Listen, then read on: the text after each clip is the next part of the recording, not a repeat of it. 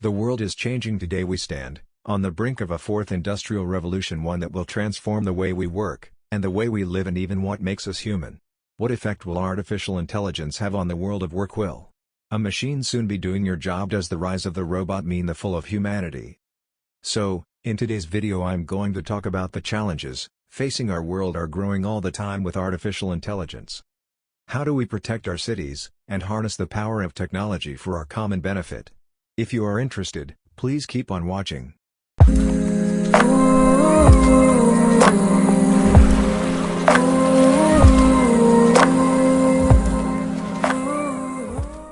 There's a group of technologies that are combining to create transformation across almost every industry at the moment, and those technologies include things like artificial intelligence, 3D printing, robotics, big data, and then some things on the sort of life sciences front in terms of genetics and medical imaging, and that these things are sort of combining in a way that's bringing about a host of transformative changes across industries.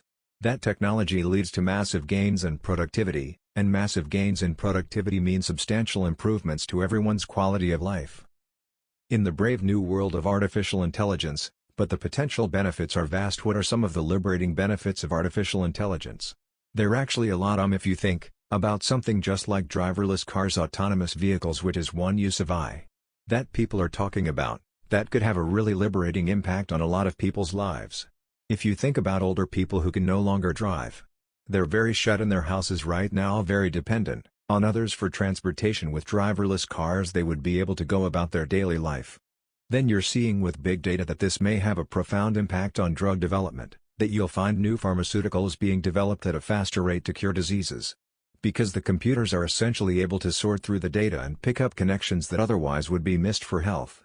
In particular, the advantages of machine learning data science are immense. Those have an incredible chance to address both very infrequent diseases, and diseases which affect different parts of the population very differently. The fourth industrial revolution, the era of artificial intelligence, has arrived.